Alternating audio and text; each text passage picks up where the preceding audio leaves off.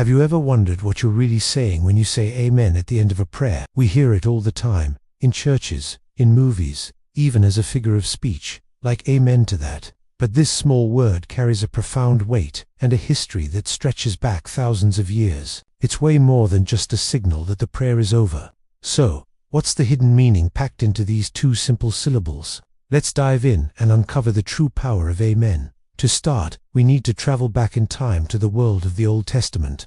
The word amen comes directly from a Hebrew root, amen, which means to be firm, trustworthy, and reliable. Think of a solid pillar holding up a building. That's the core idea. It's about stability and truth. When the ancient Israelites used this word, they weren't just saying "so be it." They were making a powerful declaration of faith. They were saying, "This is true, this is certain, and I stand firmly on this truth." It was a personal and corporate affirmation, a way of saying, "Yes, I believe this with my whole being, and I stake my trust in it." In the Old Testament, you often see amen used in a legal or covenantal context. For example, in the book of Deuteronomy, the people would respond amen to the blessings and curses of the law. By saying it, they were formally agreeing to the terms and accepting the consequences. It was like signing your name on a divine contract. It was an active, binding response, not a passive one. This shows us that from the very beginning, amen was a word of commitment. It was a verbal handshake with God. When we move into the New Testament, we see Jesus use the word in a completely unique way. In many English translations, it's rendered as verily, verily, or truly, truly, I say to you. But in the original Greek, the word he uses is amen. He often starts his most important teachings with it. Think about that for a second.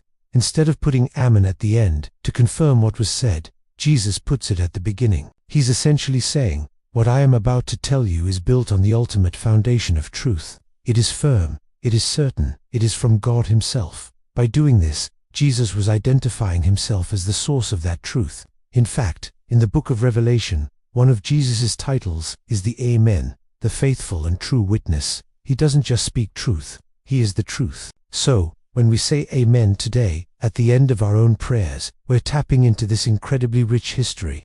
We're doing more than just saying the end. First, we're declaring our agreement with what was prayed. If someone leads a prayer and you say amen, you're saying, yes, I join my heart with that prayer. I agree with it completely. It's a statement of unity. Second, we're expressing our faith.